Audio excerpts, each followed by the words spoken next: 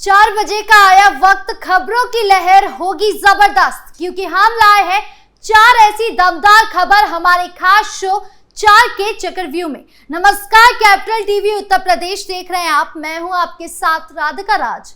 आज 4 के चक्रव्यूह में सबसे पहले बात होगी यूपी के डिप्टी सीएम केशव प्रसाद मौर्य की। डिप्टी सीएम को सीएम बनाने की भाजपा विधायक की मांग के बाद अब सियासत गर्मा गई है, जिसमें अब ओपी राजभर भी अपनी प्रतिक्रिया दे रहे हैं। तो क्या बोले नेता, बताएंगे आपको विस्तार से।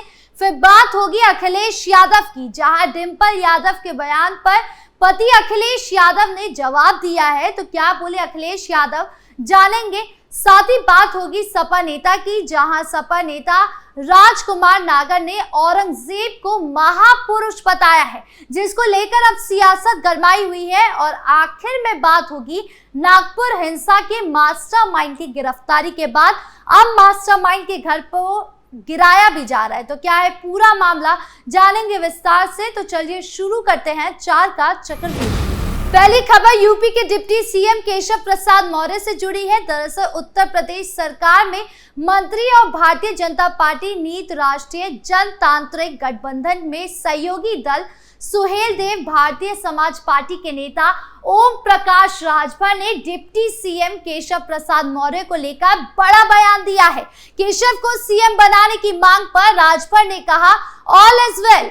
बीते दिनों हरदोई में विधायक श्याम प्रकाश ने बीते दिनों कहा था कि केशव प्रसाद मौर्य को राज्य का सीएम बनाया जाए और बाबा यानी सीएम योगी दिल्ली जाए। उनके इस बयान पर यूपी में चारों ओर प्रतिक्रिया का दौर जारी है।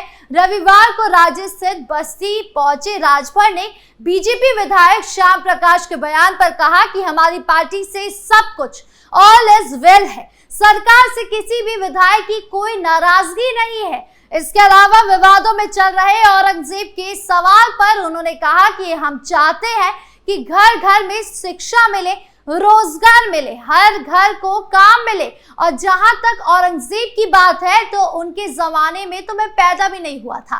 राजद में सहयोगी निषाद पार्टी के नेता और काबीना मंत्री संजय निषाद के हाल के बयान पर, जिसमें उन्होंने कहा था कि मैं 7 दरोगा को मारकर कैबिनेट मंत्री बना हूं, इस सवाल पर मुस्कुराते हुए उन्होंने कहा कि वो सिर्फ नेताओं का भाषण है और कुछ नहीं है। इससे पहले ओपी राजभर ने कुदरहा ब्लॉक मुख्यालय लालगंज में आयोजित शोषित वंचित पिछड़ा अति पिछड़ा हक अधिकार महारैली में जनसभा को संबोधित किया था। सोशल मीडिया साइट एक्स पर राजभर ने लिखा था, इस अपार जन सैलाब ने सामाजिक न्याय और हक अधिकार की इस लड़ाई को और अधिक मजबूती दी है।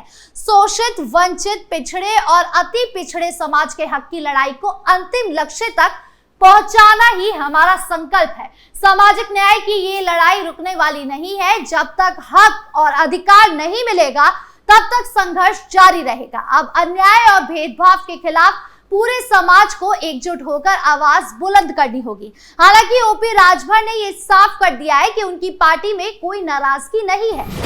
बढ़ते अगली खबर की ओर, जहां बात सपा प्रमुख अखिलेश यादव की।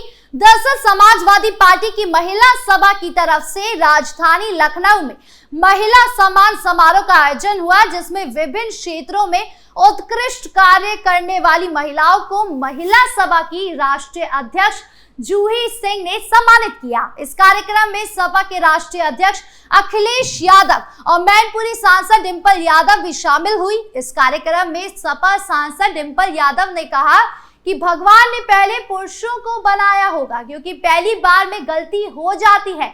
समाज में जेंडर का डिफरेंस आज भी है। समाज में पुरुषों के सपनों की कीमत ज्यादा होती है। महिलाओं के लिए महिलाओं को ही आगे आना होगा। वहीं अखिलेश यादव ने इस कार्यक्रम में संबोधित करते हुए कहा कि डिंपल ने ये बहस छेड़ दी है कि कौन पहले धरती पर आया। यहाँ किसी भी चीज पर बहस शुरू हो जाती है। जो लोग टीवी देखते हैं वो 400 से 500 साल पहले के इतिहास में कोई होंगे। भारत में नारी का सम्मान पहले होता आया है। भगवान श्री कृष्ण के धरती छोड़ने के बाद धरती पर कलयुग आया। एक समय ऐसा था जब महिलाओं को वोट का अधिकार नहीं था, महिलाओं को एक समय शिक्षा का भी अधिकार नहीं था। अखिलेश यादव ने कहा कि आजादी के बाद बदलाव आया था, हम सावित्री बाई फुले को नहीं भूल सकते हैं। इधर मैं देख रहा हूं कि आधी आबादी आगे बढ़ रही है। समाजवादी पार्टी इस आधी आबादी के साथ सपा चीफ ने कहा कि समाजवादी पार्टी सरकार ने जो लैपटॉप बांटा था उसमें सबसे ज्यादा महिलाएं थी, 1090।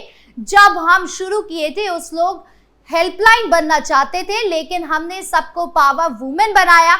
सपा चीफ अखिलेश यादव ने कहा कि लोग 1090 चौराहे का नाम भी बदलना चाह रहे थे, लेकिन अभी भी वो चौराहा उसी नाम से जाना जाता है। 1090 का डेटा बताता है कि जानने वाले ही लोग महिलाओं को परेशान करते हैं। वहीं लखनऊ की घटना पर अखिलेश ने कहा कि एक महिला के साथ ऑटो में क्या कुछ हुआ उसका सब कुछ छीन लिया।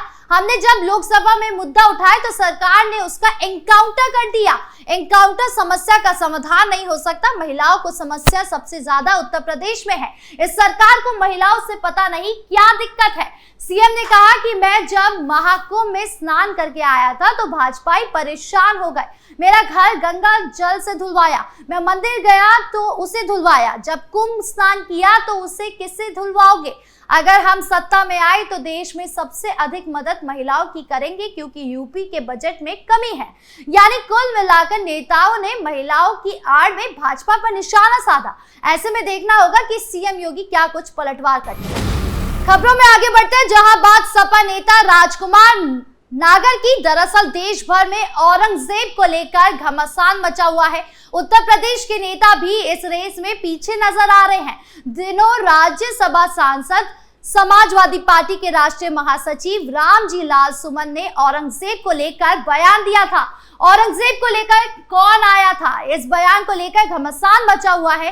रामजी लाल सुमन के बाद अब समाजवादी पार्टी के उत्तर प्रदेश के प्रदेश सचिव राजकुमार नागर ने भी औरंगजेब को ही महापुरुष बताया है।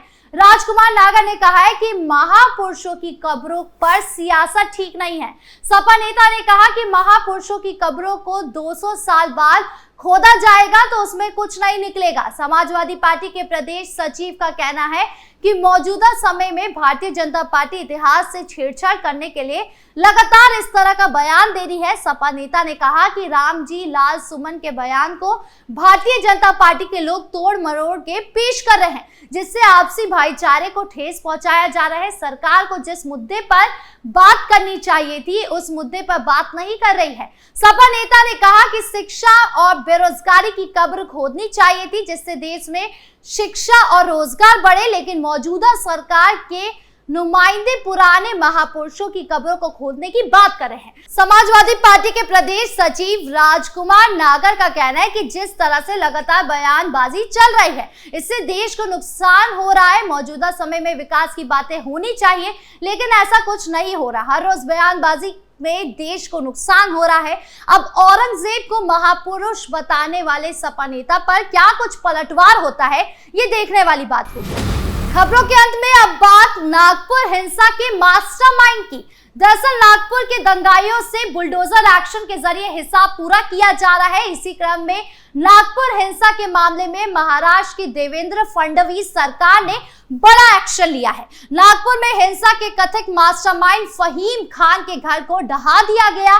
देवेंद्र फडणवीस सरकार ने फहीम खान के घर पर बुलडोजर चलवाया है। नागपुर पुलिस हिंसा मामले में आरोपी फहीम खान को पहले गिरफ्तार कर चुकी है। सोमवार को नगर निगम की टीम बुलडोजर लेकर फहीम खान के घर पहुंची।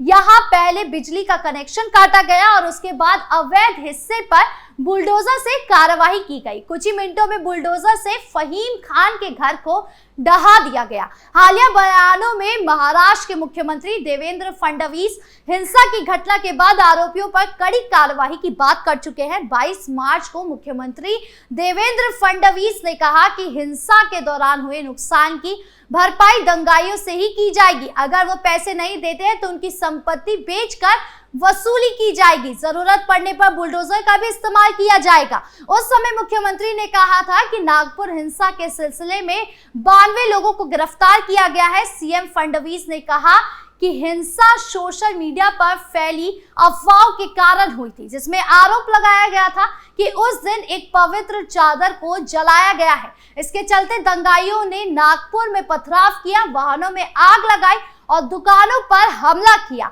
अब आगे मास्टरमाइंड पर क्या कुछ एक्शन होता है, ये देखने वाली बात होगी। आपको क्या लगता है, कमेंट बॉक्स में जरूर बताएं। 4 के चक्रव्यूह में आज खबरों का सिलसिला यही खत्म करते हैं। कल फिर मिलेंगे आपसे नई खबरों के साथ। वीडियो अच्छी लगी हो तो लाइक शेयर करें, चैनल को सब्सक्राइब करना ना भूलें और देश की तमाम बड़ी खबरों से जुड़े रहने के लिए देखिए कैपिटल टीवी उत्तर प्रदेश। नमस्कार।